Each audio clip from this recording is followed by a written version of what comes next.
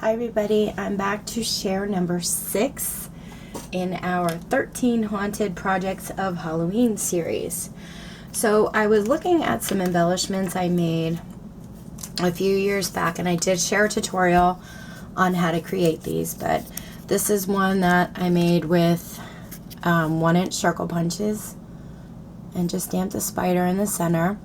And I love that the center is popped up on foam for, you know, that little added dimension. And here's another one I did out of the circles.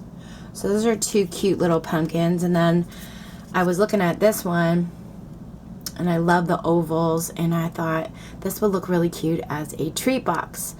Now, I think last year I did a pumpkin treat tote with the scallop circles, and I'll post a link below to that if you'd like to check that out. And I'll also post a link below on how to create these if you'd like to learn and haven't seen the video yet. I'll post that below as well. But anyway, this one was my inspiration for our pumpkin treat tote this year. And this is how it turned out.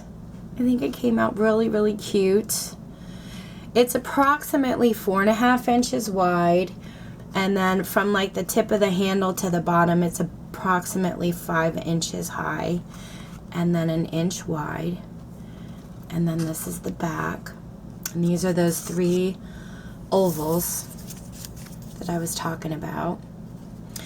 And I decorated mine in a Halloween theme, Happy Halloween, with 3 bats, some black and white gingham.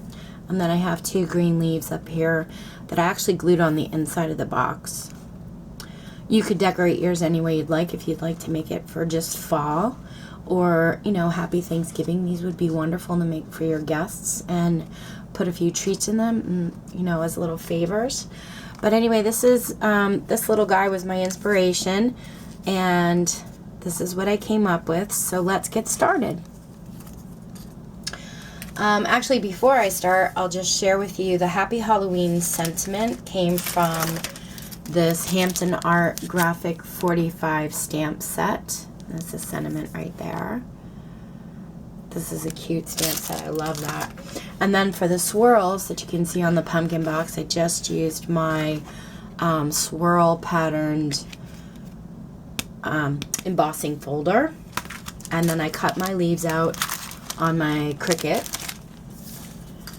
But like I said, you guys can decorate yours however you'd like. I'm just going to show you, you know, how to basically put it together.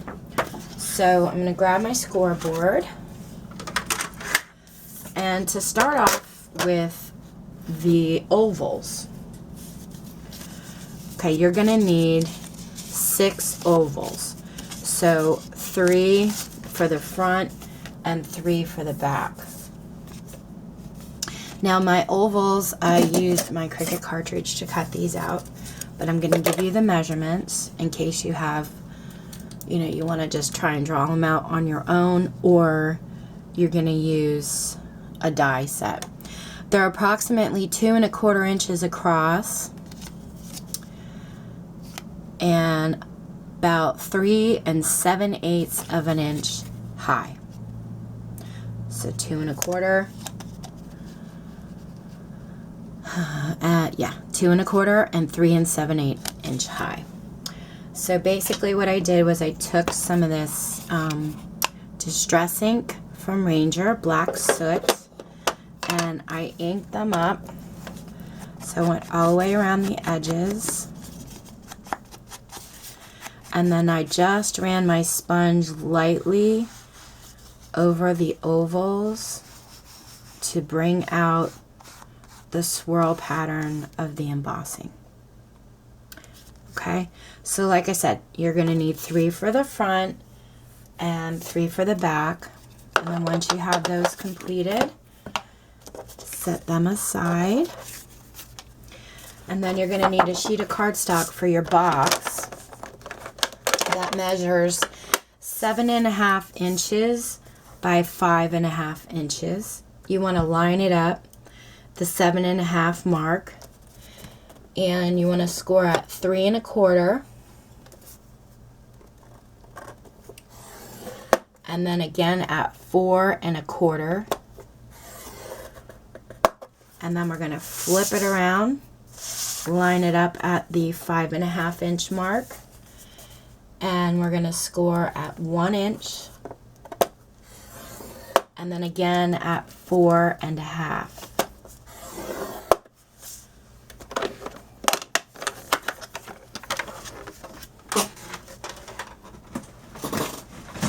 Set that aside. Get my other bone folder out. And let's fold up our score lines.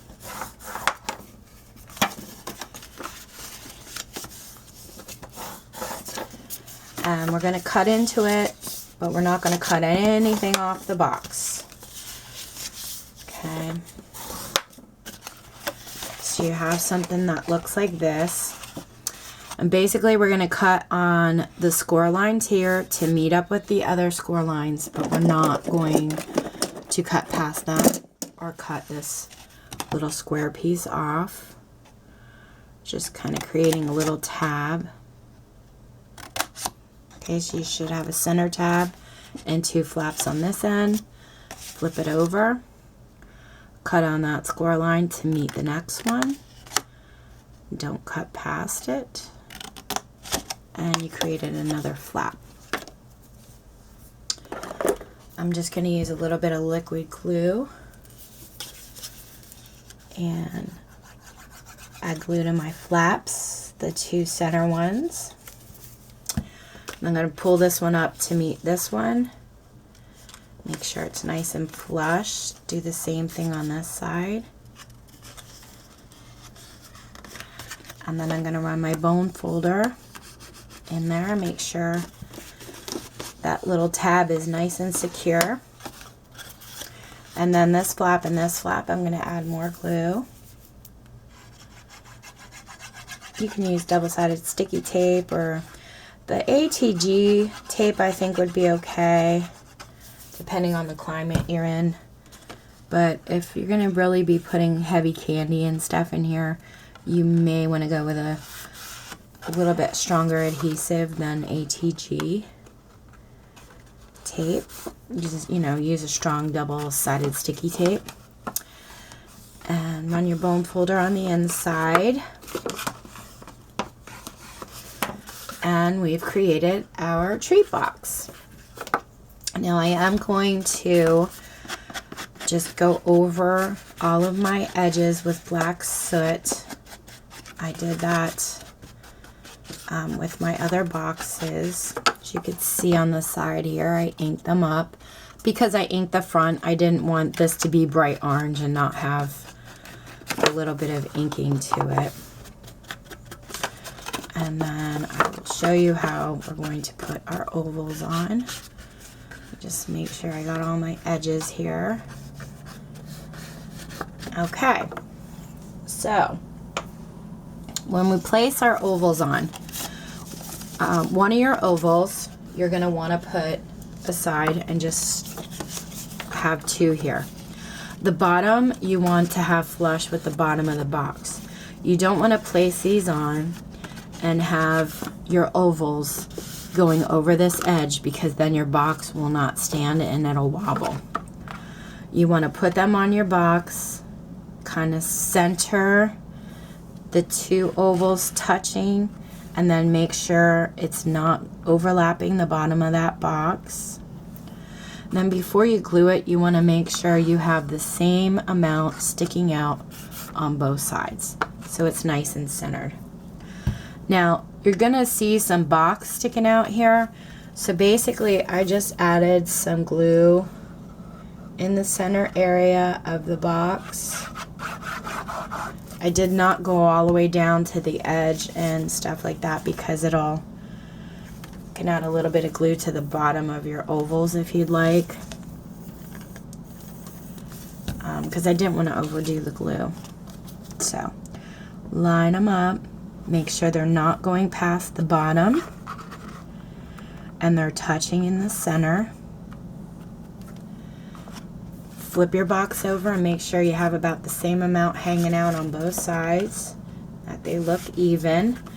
And then I'm going to run my bone folder over that. And I'm going to do the same thing on the other side. Run some glue in the center of the box. Put a little bit of glue on the bottom of both of the ovals. Line them up. Make sure they're not going past the bottom of the box here. Hold it up and make sure they're centered. I put my 2 fingers on each side to make sure they're level, because you don't want the front to be all the way to the right and the back to be all the way to the left. So make sure they're nice and center before you really pressed down on your glue. Okay, so now we have those, the front and back done. We have to add our center pieces. I just used a little bit of foam tape. I'm not going to run it down the whole length, just pretty much right here in the center of that box. Peel off the back. Tab here. And then I like to stand my box up and then take it, eyeball it between the two. Make sure it's flush with the bottom of the box. And stick it on there. I'll make sure I run my bone folder in the center. Okay, so that's one side. We're going to do that again to the other side. Piece of foam, middle of the box. Take this part off, which I can never peel this stuff off. And then line up and center that middle piece there and press it down. Okay, so now we have our pumpkin box. For the handle, I measured a piece 4 inches long by 1 inch wide, and I just run my bone folder over that a little bit. And then if you can see in here, I'm going to use my tweezers. Here's the box on the inside. So when I glue my handle, I'm going to glue it in so that it's just touching my treat box and covering that middle portion inside there. Okay, you want to put the glue on the outside of your handle though, and then put it inside here. Try and center it so you can see how I glued that on the inside, right up against our treat box. That's what it looks like here. We're going to put glue again on the outside of the handle, which is going to go inside the box, and make it flush with the treat box on the inside. Okay, and then I took my 2 leaves and I glued them on the inside of the box as well. Put a little bit of glue down here.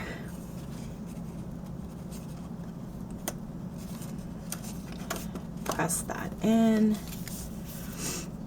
A little bit of glue on the bottom of this leaf. Press that one in.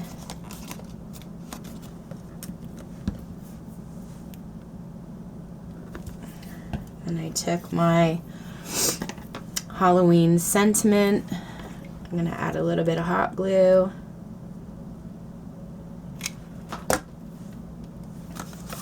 And include that on the bottom of the box here.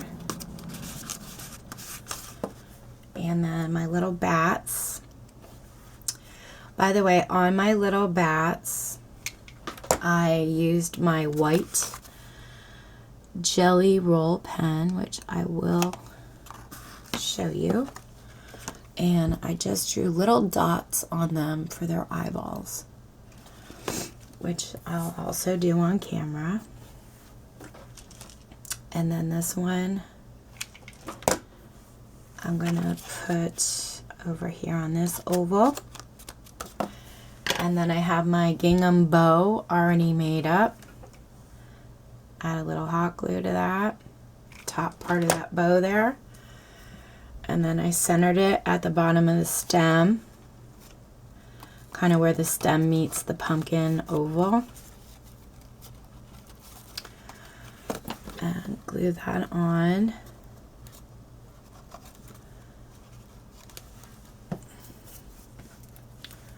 And now I'm going to add hot glue to the last bat and center that in the gingham ribbon.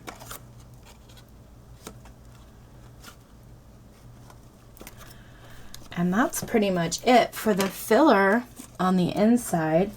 I just bought some of this decorative shred at the Dollar Tree, and you can fill pretty many boxes with these. So I thought that was a pretty decent deal. I wish they had black, but I could only find so many colors at my Dollar Tree. It does pay though to go to different Dollar Trees in your neighborhood. Sometimes what one has, the other one doesn't, and vice versa. So you can find a lot more things, a variety of things at different stores.